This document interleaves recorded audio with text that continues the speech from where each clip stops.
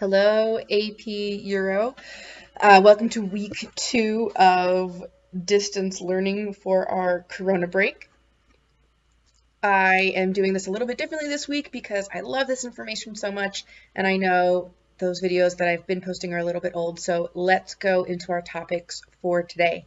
Last week, you heard a bit about Winston Churchill, who I just love. He is one of my absolute favorites in all of history.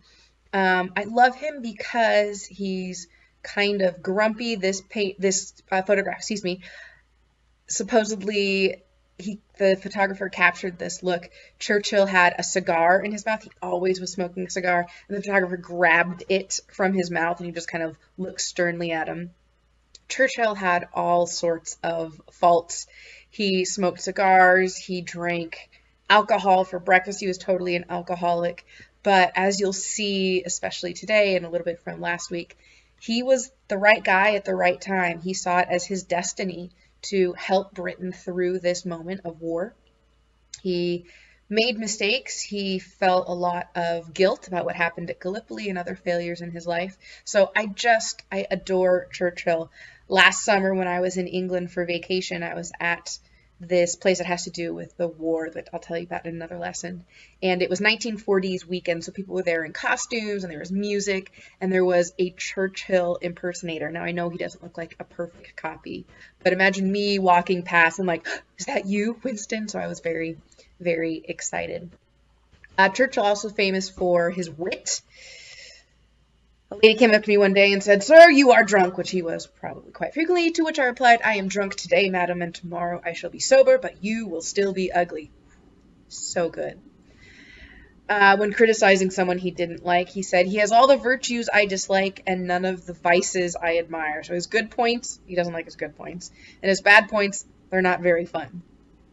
He had this long time rivalry with a member of parliament named Nancy Astor. She was an American woman who married a British lord, and they just never got along. One time they were at a dinner party, and she said, "Sir, if you were my husband, I would give you poison."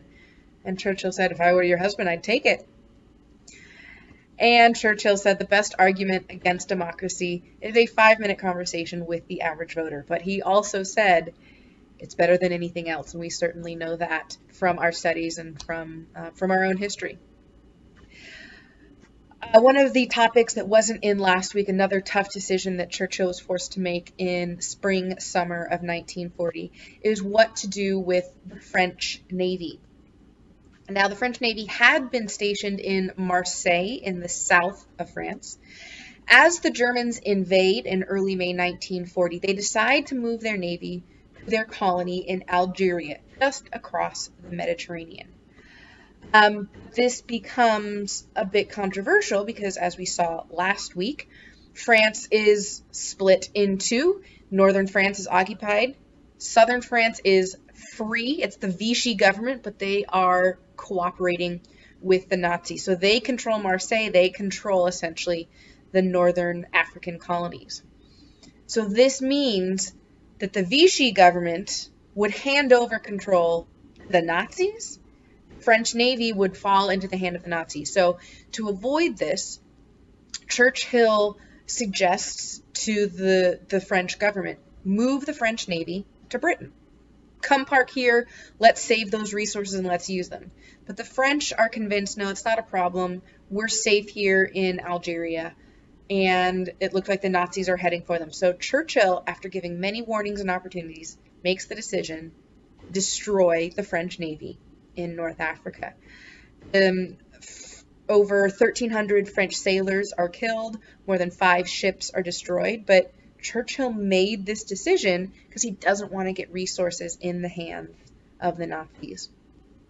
One of our main topics today is the Blitz. It's a proper noun, different than Blitzkrieg. Blitzkrieg is a tactic which we saw used in the German invasion of Poland. Remember the two things, tanks and planes for speed of conquering territory. That is a general military tactic. The Blitz is a proper noun. It is a time period in Britain.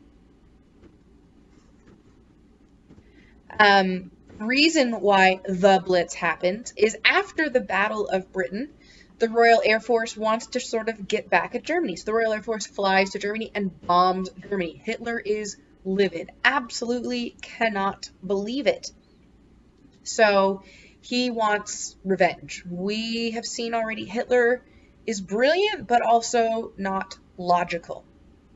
So he wants to retaliate against not just the Royal Air Force, but against all of Britain. So the Blitz, the time period from September 1940 through May 1941, when the Luftwaffe is attacking not just the Royal Air Force, but all of Britain.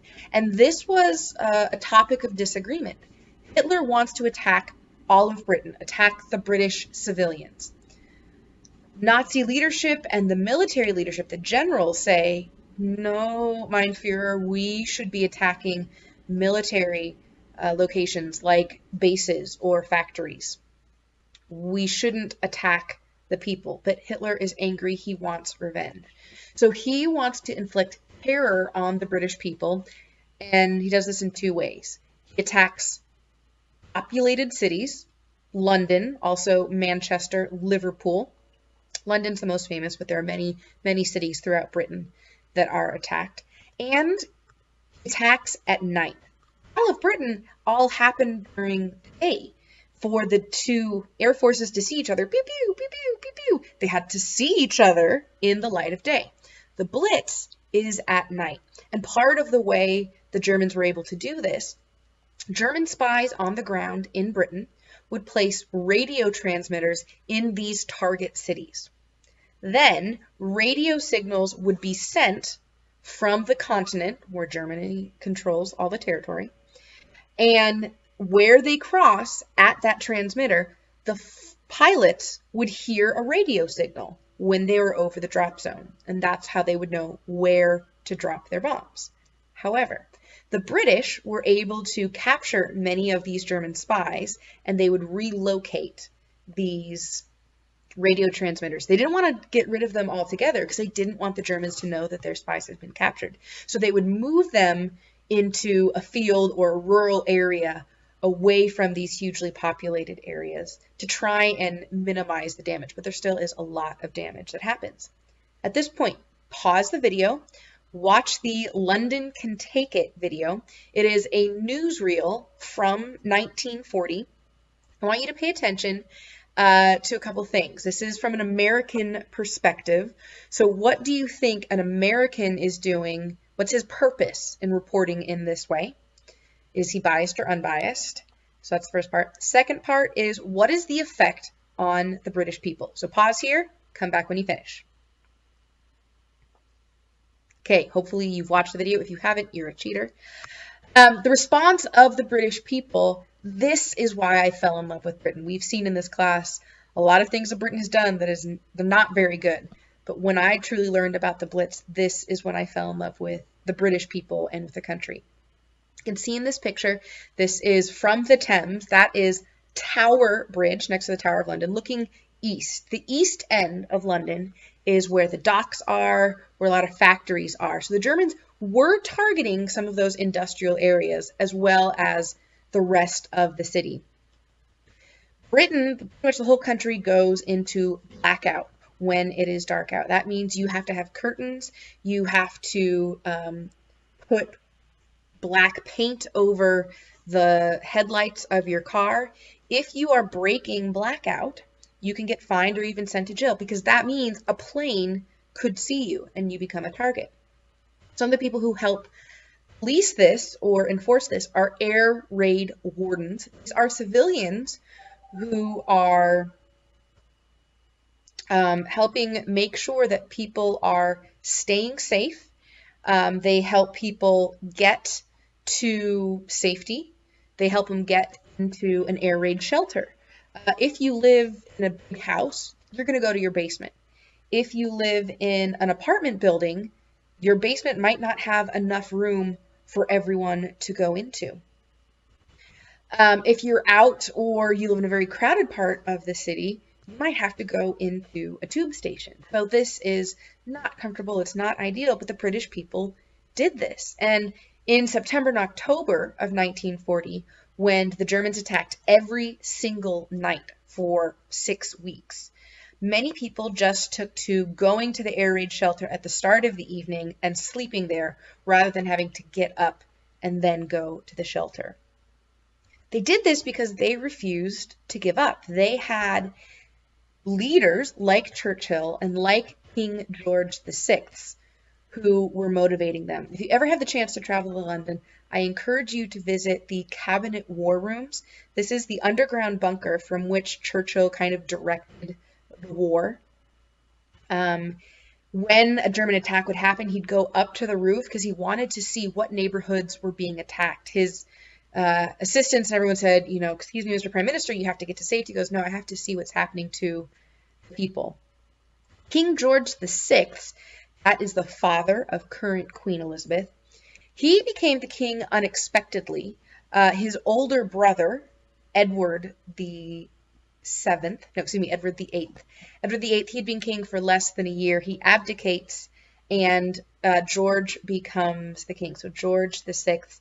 He was shy. He had a speech impediment that he had to overcome, but his resolve is another part of what gets the British people through this sense of confidence that we are not going to be beaten by this. So pause here and watch the last scene from the movie The King's Speech, which is about King George VI. So pause here and then come back. Here are some images from a bombed out London. You can see these neighborhoods are destroyed, but people are, as much as possible, trying to carry on as usual. I think it's fascinating that some of the most significant buildings in London aren't totally destroyed. That's St. Paul's Cathedral, built by Christopher Wren after the Fire of London in 1666. The Houses of Parliament. The royal family spent most of their time out at Windsor Castle, which is out just a little bit outside of London. But Buckingham Palace, there were actually bombs that hit, so no one was spared from this. And here are the king and queen. Again, this is current Queen Elizabeth's parents. And they went into these poor neighborhoods to talk to people. Some people really criticized the queen for wearing fur and jewels. They said, why are you showing off your wealth? These people have lost everything. And she said, no, you've got it all wrong. I am showing these people my deep respect and gratitude. Because if you're going to meet someone you respect, you dress up. You dress in a way to show that they're important. That's what they were doing for these people. And look how happy they are. So this personal connection with the monarchy helps get the British people through this. There are propaganda posters, encouragement posters all over, that it is the responsibility of the people to keep going. This one is one of my favorites. Your courage, your cheerfulness, and your resolution will bring us victory. This is actually the magnet that I use on the whiteboard calendar to change the day. So next time we get a chance to go into class, take a look at that. But this is the most famous one. Keep calm and carry on. This poster became really, really famous about 7-8 years ago. There was a whole storage room of unhung posters that were discovered, and it became very popular, and now there's all sorts of versions. But that's what the British had to do. They refused to give in to fear because they didn't want Hitler to win. They didn't want to be defeated. And ultimately it works because we know that scissors beats paper. Okay, we're moving up here. Oh, look, I'm up in the other side of your screen. Part of why the British were so determined to hold out and not allow Hitler to beat them either in spirit or actually is they saw what happened to the rest of Europe. This is a photo series a photographer made several years ago where they took a World War II era photograph and took a photograph in the modern day, in the 2010s, from the same perspective. So that, the SS is riding its streets, or excuse me, riding horses down the Champs-Élysées. I just think they're really cool looking. Hitler went to Paris and got a tourist in Paris because he loved art. Um, it's so weird to think that you can walk in the same place where Hitler walked, but that's what happens with places. Um, so Britain didn't want to see their country taken over by the Nazis. This one I love. It's really hard to tell because it's a color photograph. So see if you can spot where the old photograph and the new photograph are. Now we're moving on to how America gets involved. Just one more time. America. Finnegan just looked at me weird. The U.S. does not get involved right away. This is a European war. The way they do get involved has to do with imperialism. America was not innocent in the game of empires. This is a great political cartoon showing what America wants to accomplish. If you look in the back of the classroom, there are all of the states, good boys and girls who know how to be good students, to be a part of the United States. In the front row are the newly acquired territories that America got in the late 1800s and early 1900s. The Philippines, Hawaii, Puerto Rico, and Cuba. Uncle Sam has to be the stern schoolmaster and teach them how to be Americans, teach them how to be civilized. Then if you notice over in the window, let's see, if you look in the window, there is an African American. They're not allowed to learn. They're not allowed full citizenship. We've got Native Americans over here.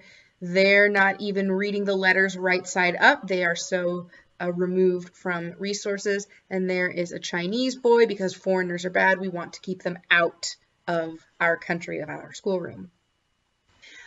This is another cartoon a little bit earlier from 1898, that the American Empire, the eagle's wings, spread from Puerto Rico to the Philippines. And the reason we were able to obtain those territories was the Spanish-American War in 1898.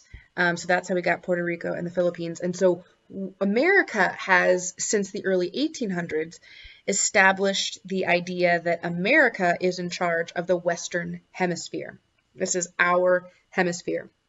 So that's how we are building our empire.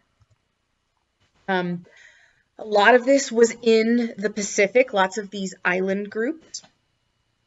In the 1930s, after the Great Depression, President Franklin Delano Roosevelt sees how it looks like Europe is working its way towards war again. He doesn't want to be involved in it.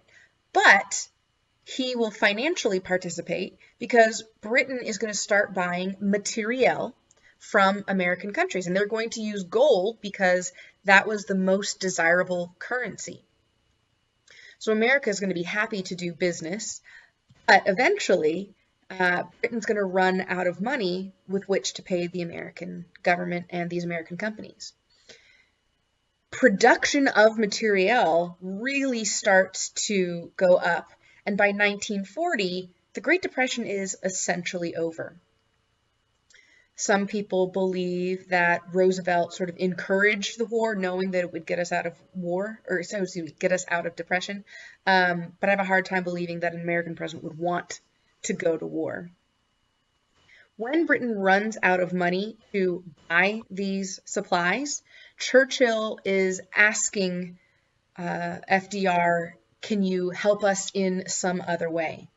FDR wanted to help, but this war had nothing to do with America. The American population didn't want to get involved, very similar to what we saw happen in World War I. So it's going to take some extenuating circumstances for America to be officially involved in the war. In the meantime, FDR is going to find ways around technical involvement to help our friends. The first is in March 1941. It's the Lend-Lease Act. It says that the American government will lend materiel to our allies. So we'll lend them tanks, we'll lend them planes, knowing that we're probably not going to get it back, but they could lease them or rent them and then return them. But this is essentially a way of us providing help to our allies without officially being involved in the war. In August of 1941, the Atlantic Charter is written. It begins with a meeting between FDR and Churchill. Churchill sails across the Atlantic in a submarine, essentially, and they meet in Canada, off the coast of Canada. So these two meet in person, and they come up with a charter, which we know is a document, like a carta. And the purpose of this document is essentially to establish what are the goals for this war. Now, America is participating in this document. What are their goals for the war? They're not involved in the war. They know that they'll be involved eventually. Pretty much, this is America's unofficial involvement, but no one has declared war on them, and they haven't declared war on anyone else. Germany and Italy have created this axis with a pact of steel between Hitler and Mussolini, and Japan was brought into this. Emperor Hirohito also was a leader who believed in strong nationalism, and Japan has a history with the United States, if you'll remember. In 1854, when Matthew Perry arrives and forces them to open to the West and modernize, they didn't want to do this, but have since become a leader, and Japan wanted to be the most powerful country in Eastern Asia. They wanted to extend their sphere of influence. They do that by taking over more places. We saw that with Korea, with China. This, though, is a threat because the Americans have influence through the Philippines and other island groups. Just knowing that the Japanese are aggressive and American interests might need to be protected, the Navy decides to move the bulk of our ships from here in San Diego to Honolulu at the port called Pearl Harbor. And the Japanese attack Pearl Harbor on December 7th, 1941. This was a surprise attack. Again, some people say FDR knew it was going to happen and he let it happen. But again, lots of lives were lost in this. So this officially brings America into the war. Germany's actually quite upset at Japan for doing this. Germany doesn't want America in the war. They want to try and beat the British themselves. But now America's going to join the war effort. We're going to be fighting the Japanese in the Pacific and in sort of these colonies, lots of these places that we talked about in Unit 6. And then America will start sending troops not to Europe yet, but we'll see that in a future lesson.